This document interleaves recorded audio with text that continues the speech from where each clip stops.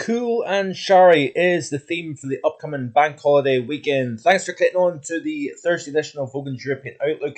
This, once again, is the 500 millibar geopotential height anomalies for July and August, firmly beneath an area of low pressure extending from the northeast Atlantic through the UK and Ireland and up into Scandinavia, keeping us largely unsettled and rather cool. During the second half of August, we're starting to see an uptick in temperature, but still, we have not managed to shake off the areas of low pressure largely dominating the pattern. Of course, the area of high pressure over southern portions of Europe and the Mediterranean basin has delivered frequent heat wave conditions to other parts of the continent, should I say.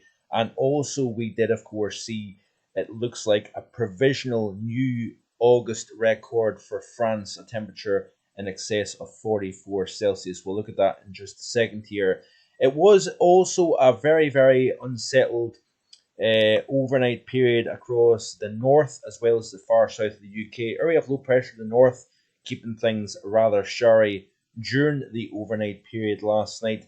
But also, what we had was a situation where we've had thunderstorms across the far north of France and into the southern flank of England here. So this is a 24-hour rainfall loop of the weather outlook, and you can see here the shower activity spiraling around that area of low pressure in the north. Look at this here, this convective showers, thunderstorms rattling across. Looks like a small scale, mesoscale convective complex across North France. We had those thunderstorms roaring across the far south of England.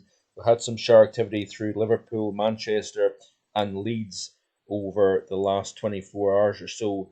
And we've maintained this rather unsettled flavour of weather conditions. So these were the high temperatures yesterday across Europe here, and it looks like I say as if we've seen a new August record for France. Temperatures, like I said, in excess of 44 Celsius. We'll look at the details in a second. We also had all-time records in parts of Spain. Also, very stark contrast to what we've seen across the north of the UK. While temperatures were fairly warm across southeastern England yesterday, we did have a fairly fresh day across northern Britain during the course of yesterday. Plenty of heat to speak about as of recording at 10 past 5 in the evening, but you can see here the contrast still exists from northwest to southeast over the UK. More 40s across Iberia as well as across France. We've got temperatures above 42 Celsius in a few spots in southern France at the time of recording here. So, looking at the latest tweets or retweets here, you can see what has taken place. We've had some remarkable warmth across the near continent, of course. Another exceptional warm night in several spots across Europe here. This is according to extreme temperatures around the world, Maximiliano Herrera. And highest minimum temperatures on record for several stations in France and Spain, including a 27.4 Celsius in Toulouse. Remarkable warmth here. Even Slovenia was seeing a temperature of only 27 Celsius for an overnight minimum. It looks as if we've got an unofficial record here for France of 30.6 Celsius. That is the highest minimum temperature ever recorded in France here, and that is not an official station, may I add.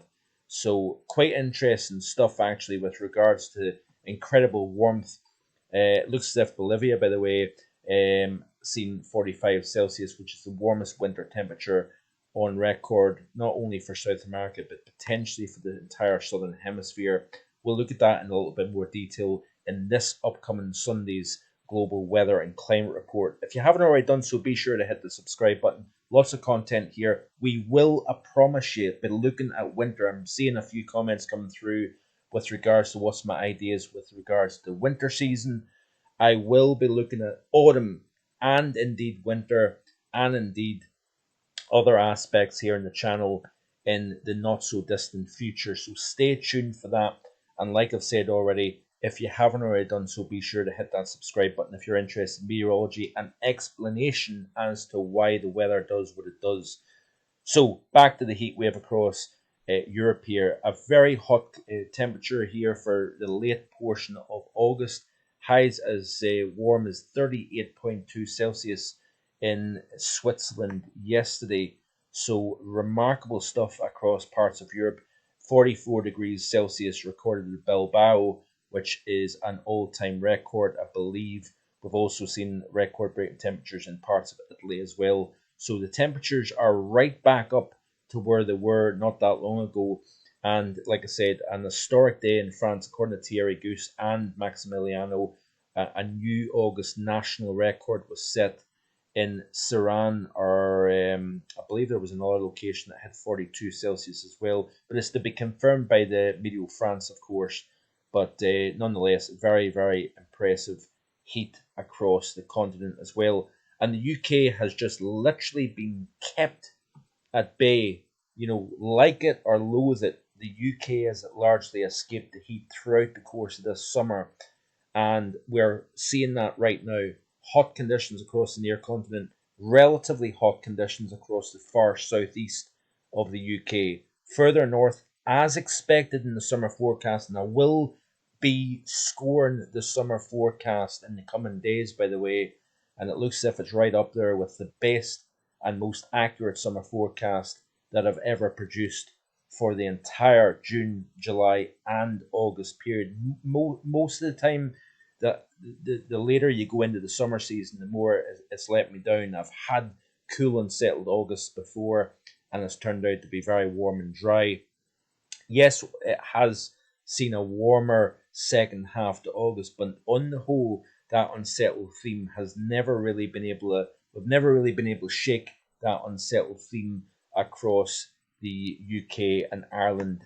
Really, once the back end of June started to reverse the upper pattern. This was built into the forecast as well. The El Nino was one of the reasons why I thought the summer would turn its head from a warm, dry June to a cooler and wetter July and August.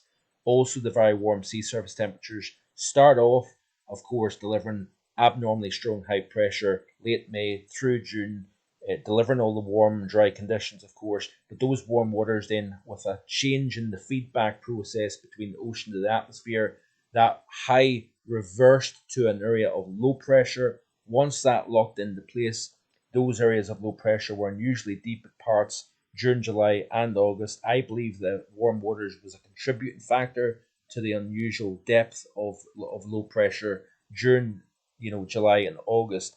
Also enhancing rainfall. I'm pretty convinced that August will be a wetter than average month for the UK, as well as July.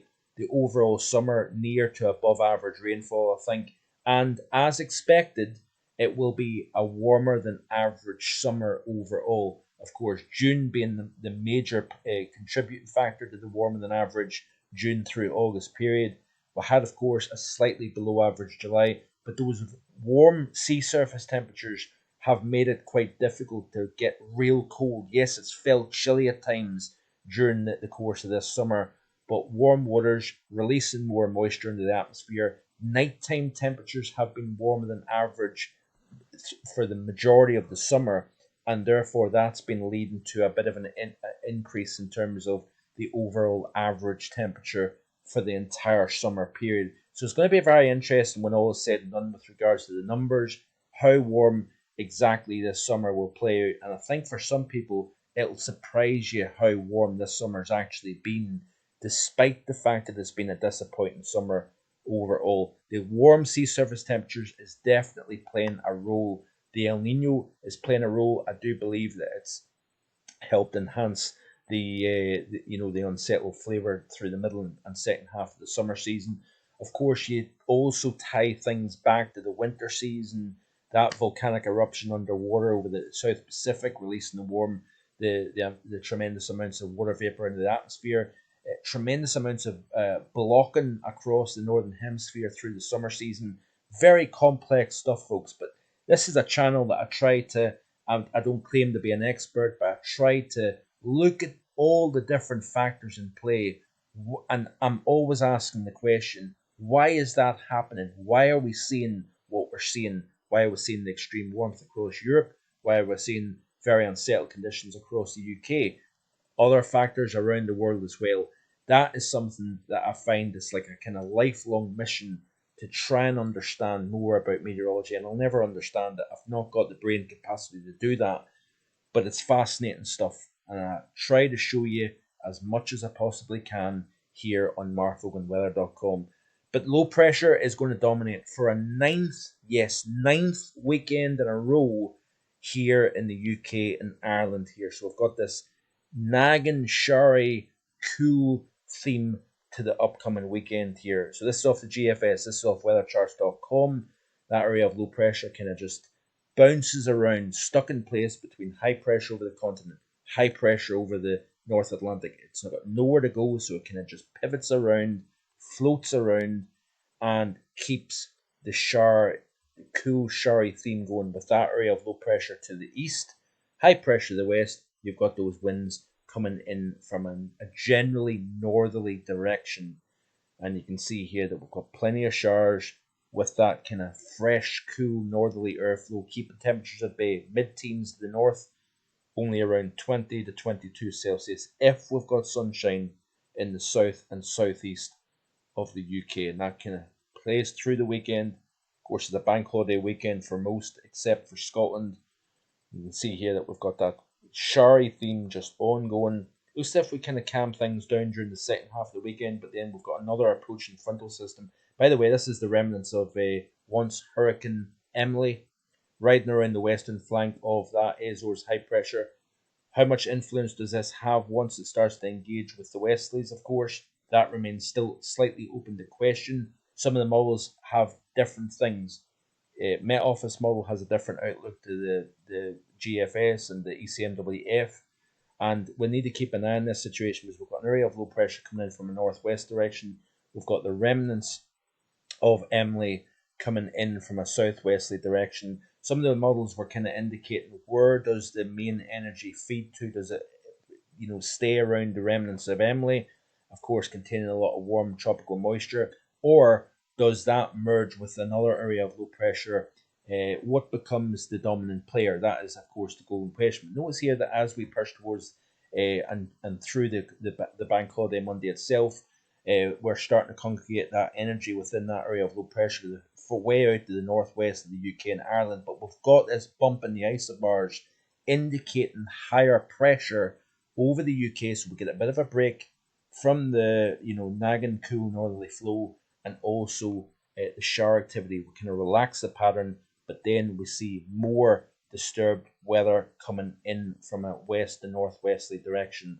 So we're back to square one again by Tuesday. Plenty of shower activity, low pressure dominating the pattern, and there we go. It just maintains itself here through the final days of meteorological summer. And then we step into autumn and September, and we start off where we've left off. Low pressure dominating the pattern, but look at this here. As we step towards the middle portion of week 1 of September, it looks as if we've got something we've not seen in a long time. A nice strong 1029 millibar area of high pressure, bang slap over the UK and Ireland. Is this an outlier or is this a trend? How long does it last?